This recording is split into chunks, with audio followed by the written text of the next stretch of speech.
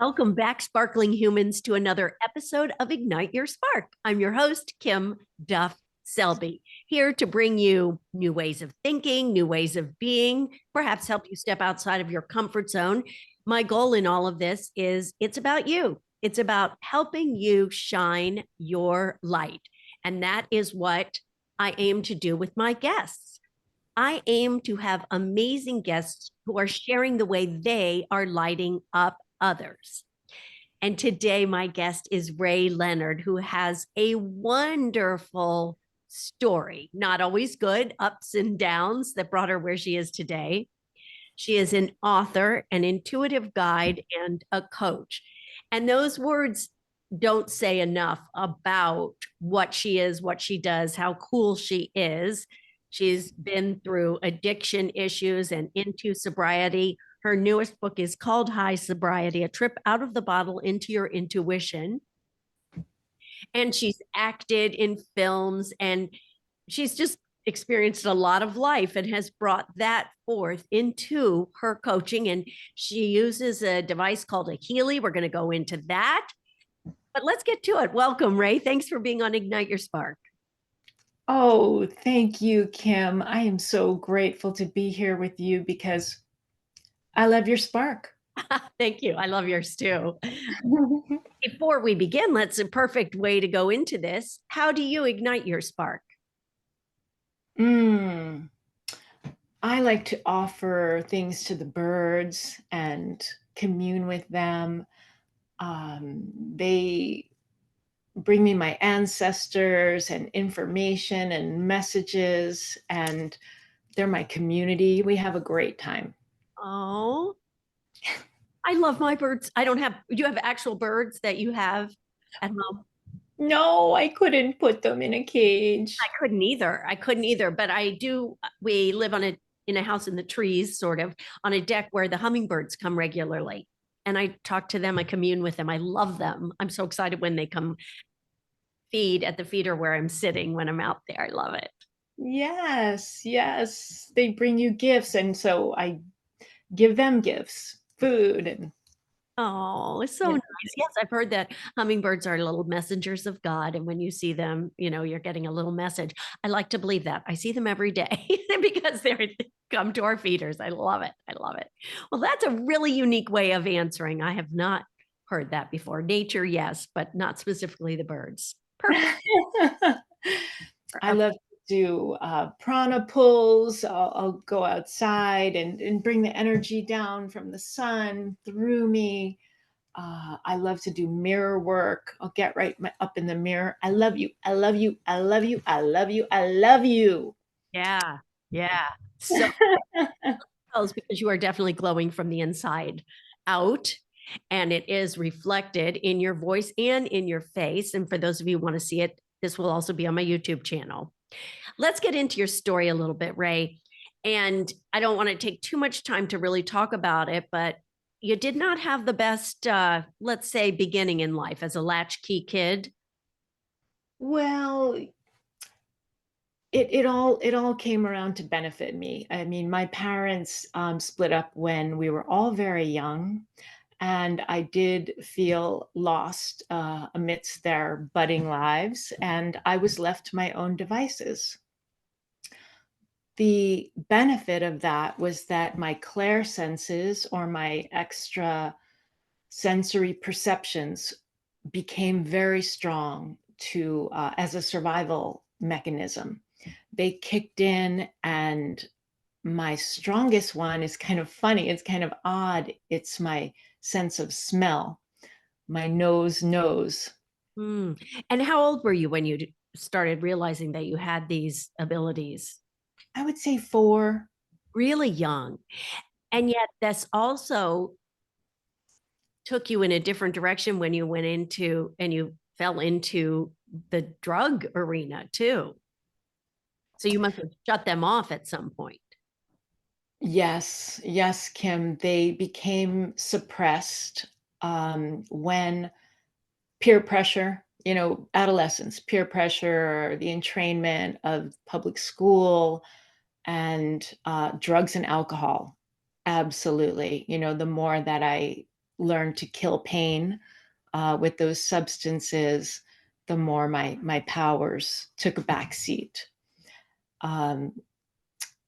So I always felt that I had a handle for a long time on my drinking, and I always said, "Oh, I'm so lucky. I don't have an addictive personality," while I was snorting heroin and drinking whiskey.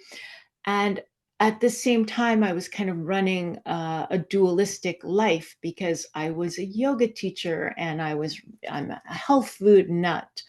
So I always thought, oh, I can handle this, I can have it all. I can do all the things that I thought were fun and killed pain and have a great spiritual practice and chant, and that went pretty well for a long time until, surprise, surprise, when you indulge in drugs and alcohol that are mass produced, mass marketed, socially acceptable, and extremely addictive and dangerous substances, I got hooked. Mm. I would say, though, that I am very, very fortunate because I already was developing tools that if you become addicted when you're younger, you you could be in a lot more serious trouble if you don't know who you are. I was already in my 40s and I had a lot of great things going for me. So I was able to see that I became addictive. I could feel negative entities around me kind of talking in a voice that wasn't mine, telling me it was time to take a drink during the day earlier and earlier. And I was like, what's going on? All of a sudden, it's not just me here anymore. And I really am becoming addicted. So I decided I'm quitting. But I didn't want to just pull out a flag and start a war and say, "Hey, I'm quitting." I felt I was going to get a lot of resistance that way. So I did what I like to call I snuck up on the booze. I started listening to sober podcasts and drinking while I was doing yoga asana and drinking while I was chanting. Be impressed. I did not realize it was when you were in your 40s that you went through this addiction. You did not have addiction as a teenager? No, I was a Mm. big user. But I had times where I stopped and it wasn't a big deal. And I always noticed, hey, I'm not addicted. I would binge and um, have periods where I did a lot of drugs and drank, and then I would stop. And I could do that. I could pull it back and forth and didn't really realize what I was playing with. And it didn't really catch up with me until my 40s. Wow, that is incredible. I mean, it is, like you said, though, it's a really good thing that you had the tools to know in your 40s. Whereas, had you been addicted at 16, 17, 18, you might be living on the streets or not here at this point. So you had to hit rock bottom because you heard these voices. And then when you snuck up on sobriety, how did you do that? Yeah. Well, I like to say rock bottom is when you quit digging. Mm. So, not necessarily, you don't have to get to that point where you lose everything and you're on the streets and you have to go to detox or have interventions.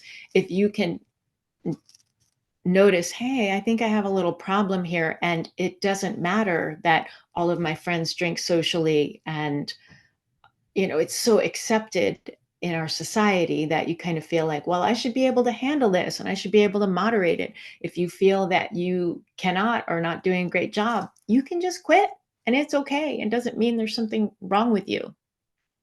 But you were able to just do that without any other support from AA or a counselor or anything. You just did it on your own. I did. I said one day, that's it, I'm done. I snuck up on it. I'm absolutely finished. I've had my last hangover, and I didn't need I didn't need anything. I know that I'm a rare bird that way. I had all of a sudden my clairsenses flooded back in to support me. Mm. Young Living essential oils were at my doorstep in a couple of days. You know, when you close the door on something in your life, other doors opened and other doors quickly opened for me. And I really like to talk about this because I believe it's not just me, that it could be other people too, that it doesn't have to be a long, hard road back, that Yeah. we can move Now, quickly. a couple of people who have just decided to stop drinking, not the addictive, not you had, but just because they didn't like the way, they couldn't handle it. They just couldn't handle the drinking. It seems like you had that heroin too. That's kind of a big deal. Oh, yeah, I did it all. Oh my gosh. Well, it's crazy. And that the thing that is so astonishing, which you mentioned, is that you are a yoga teacher and you were eating healthfully, and yet you had this other side of you. And do you think you said, it was like negative spirits? Do you think that somehow, some people think I'm a little nuts. So, there's those, and then there's the woo-woo people. I believe it all. Negative, like spirits or something sort of attached themselves to you. Yes, I could feel them. And I could feel as the day went on, they wanted more of me. Mm. And they got my good soul to kind of leave my body. This is what I believe blacking out is that your yourself, your true self, your God self leaves because it can't stand the pollution anymore when you're polluting your body. And then the negative entities come in and do what they want with you. And that's why you wake up with guilt and shame. And what did I do? I don't even remember because you weren't even there. Oh, interesting. That is interesting. Uh, I think I toxify my body with chips on occasion. That's and I am not making light of this at all. I am fortunate that I don't even care if I drink or if I have a glass. I don't care. That it doesn't bother me. I I do understand that it is something that gets inside of your body and you can't stop. And I'm just amazed that you were able to do this. So you stopped. How long ago was that? 6 years ago. And you went kind of cold turkey, as they say. And then did you find yourself, well, you said you discovered the Young Living essential oils, but did it take you a while to gain back your senses and to gain back that sense of self, or was it pretty much instantaneous once you made that decision? Instantaneous. Mm, that is great. I mean, it's great to know that people can do that. I know a lot of people need support. I get that too. My goodness. I mean, I Oh, yeah. love doing inspirational things. I need to keep my mind positive just on a daily basis, just for my own humanity and sense of self. So I understand if you're going through something like that. But I think that is very cool about the fact that you were able to stop and gain back your senses. Is that when you decided to use your intuition to become a coach? I was a yoga teacher, and so I was already a teacher. And yes, just started coaching people.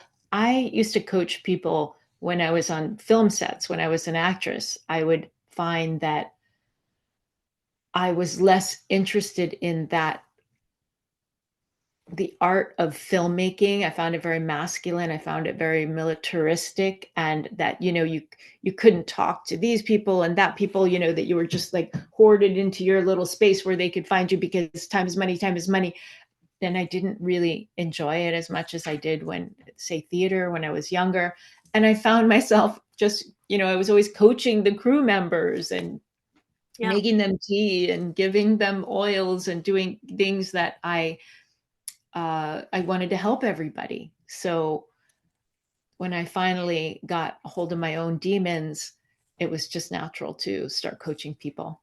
Yeah. Well, you're a natural teacher. Your instinct is to support and assist others on their journey in life. which is what you're doing by example and by your book and by your intuitive coaching. Now, was acting how the majority of your career life in your 20s and 30s? Is that what you did to, as we say, support yourself? Yes. Yes, modeling and acting. And I know it's interesting because you went the other way. You've discovered it now and you're really enjoying a lovely career, right? Well, I wanted to do it when I was younger, but it wasn't the right time. I wanted to be an actress from the time I was 5.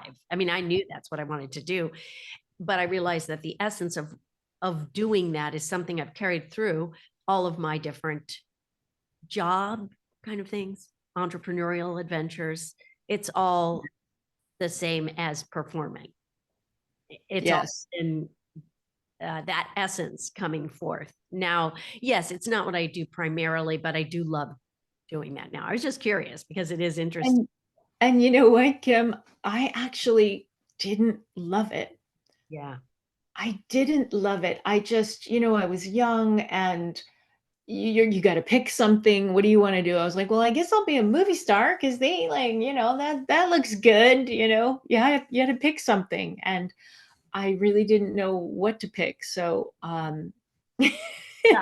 so it's not the same as people who are like, oh, they've got to act, they've got to do it, and then I always recommend to them, well, then do it. But if you can do something else, if you like other things, Do something else. Well, that's what my parents were like. No, you can't make a living being an actor. That's not very good because that's also a limiting belief, but which stayed with me forever, really, to this day. Yeah. I'd love to give you a Healy session and we could like work on some of those subconscious beliefs. Let's talk about this Healy device here. Like, start from the beginning because I had never heard the word. And let's tell people what a Healy device is and how you utilize it and how it helps people. Sure. This is Healy. It is a little tiny frequency device. It's approved as a medical device in this country, yet it does so much more. It was created by a physicist in Germany who was also a monk. So it's a great combination of spirituality and physics. Hmm. It works in the quantum field, the information field, which is below your tissues, below your atoms, below into your subatomic particles, which are 99.99999% space. So you and I, Kim, we're just made of space. And there's all this room for us to communicate in the unseen realm through frequencies. So the Healy reads you, it has a quantum sensor, and it reads you in your most exalted, in your highest and best state.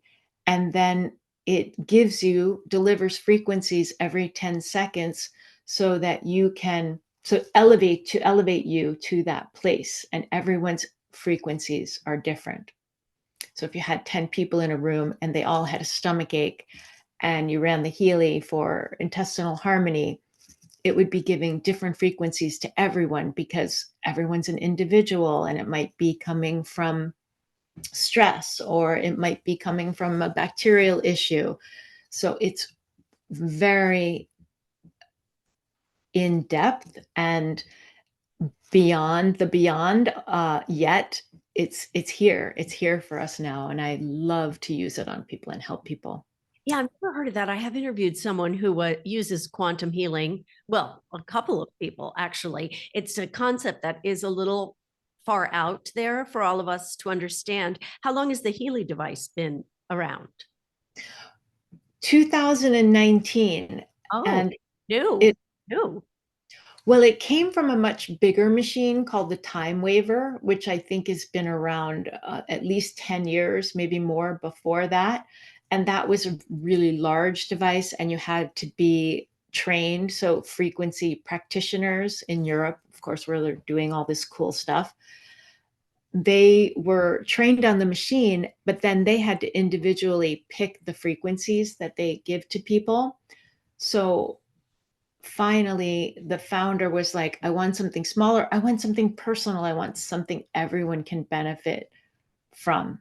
And he was able to put a quantum sensor in it, which makes a juncture between spirituality, between physics, between our emotions. And you don't, it's most of the information's on an app, so you don't need a huge machine anymore to just hold 144,000 frequencies. They're on the app, and then they just transfer to the device, and you can use them one at a time. So it can be little, and it's always in my pocket working on me. How do you work on it with someone else? Do you work virtually with someone? Can you do that? I know energy travels, all that. Absolutely, you got it. Yes, I do a lot of distance healing with it. A lot of people I work with on Zoom. I can work.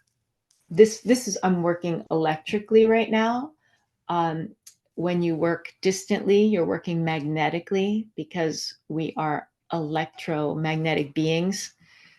We're not bags of chemicals and mechanics as we're taught that we are. We are electromagnetic beings. So it's perfect to use electromagnetic devices. And how do you work with them on emotional and physical issues? I do. That's where I intuit what they need first. I kind of say, hey, do you have pain? Or, I mean, if I was working with you, so you're feeling a little under the weather, let's give you some frequencies for that first to get some comfort and a baseline and support, and have you feeling better. And then we'll go in to more subconscious work, the epigenetic component of the Healy, and break apart and peel away layers of those subconscious beliefs, Wow, which is, it's that really cool. it is. It's mind blowing.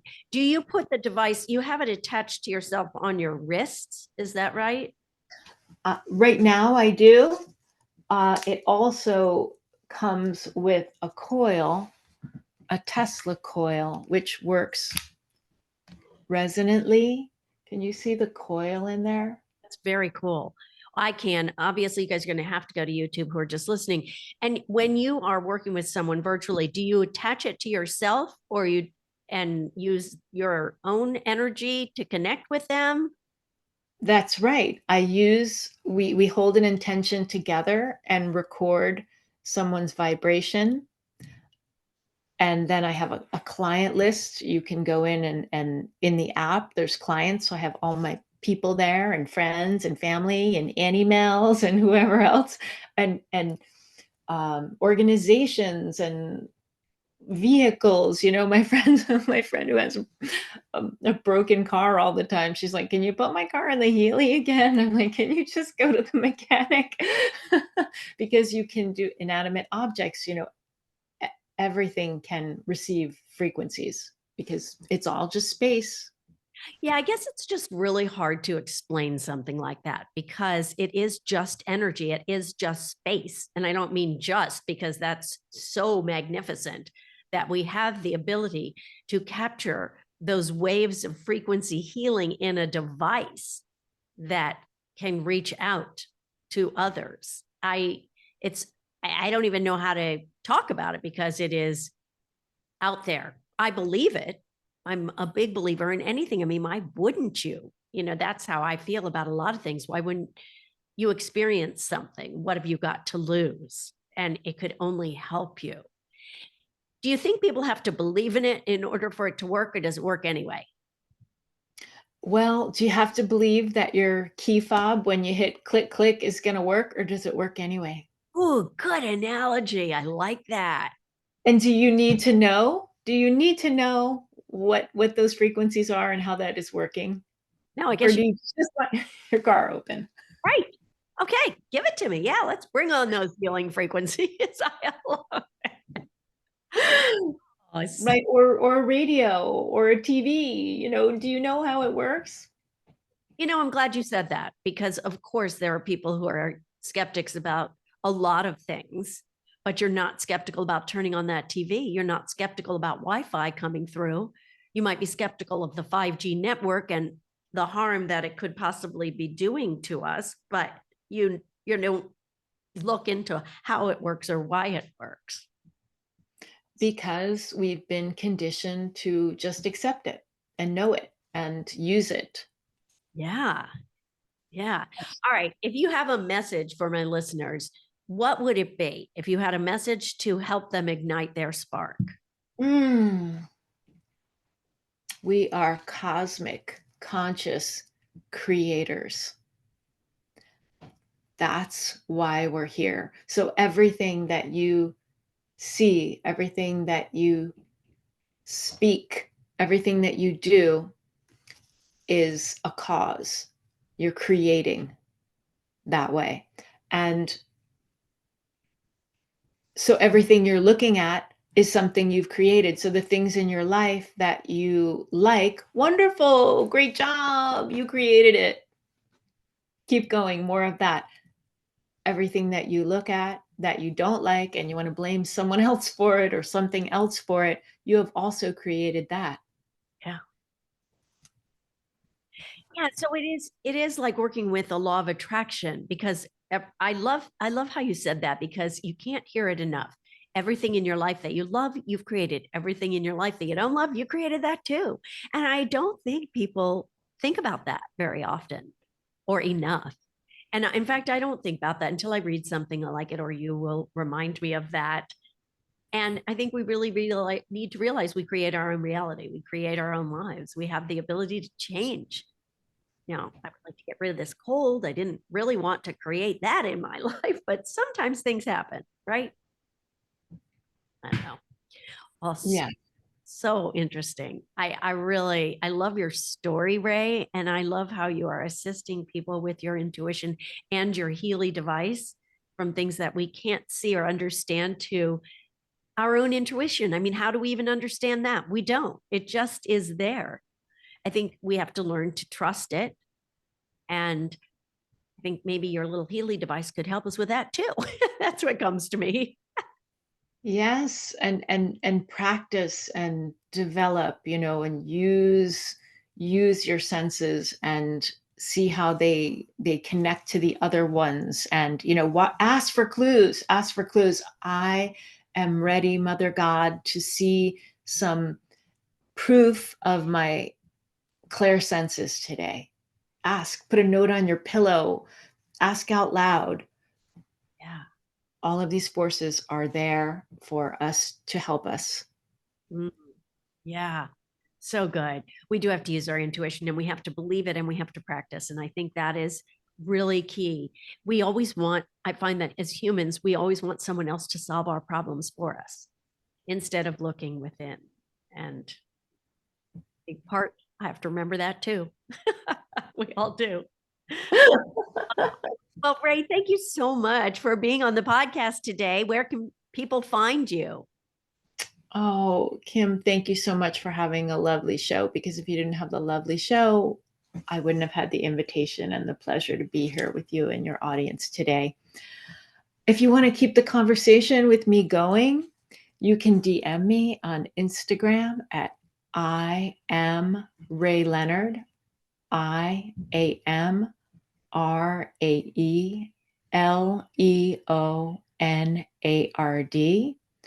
Or you can contact me on my website, which is raeleonard.me. I will put all of that in the show notes, of course, but sometimes people like to hear it as well. I like to give you the opportunity to share that. So thank you. Well, I certainly have learned something new, which is what I love about doing this podcast. So great. Oh, yeah. And everything enforces what I know and brings it to the forefront. I was not aware of the Healy device, but I am aware of quantum healing. And I love how it's a little tiny device and you can work with people with that. And your story is really, really interesting. And I love that you're able to share that in a book now and continue coaching and utilizing all of your gifts to ignite the sparks within others. Oh, thank you, Kim. This has been such a lovely conversation. I really appreciate you. Of course, I appreciate you for shining your light. Thank you. And to all of you listening, thank you for shining. I know that you will have learned something new today. I just know it. And I hope that you will continue to access your own intuition. And of course, you can go to people, you can go to Rae, you can get assist from Rae with a Healy device, because we all do need healing. However, I also encourage you to access your own intuition to ignite your spark. Thank you for listening. And if you are enjoying it, the podcast, I do hope that you will share it, rate it, subscribe so that more people can learn ways to ignite their spark. Thanks for shining. See you next time.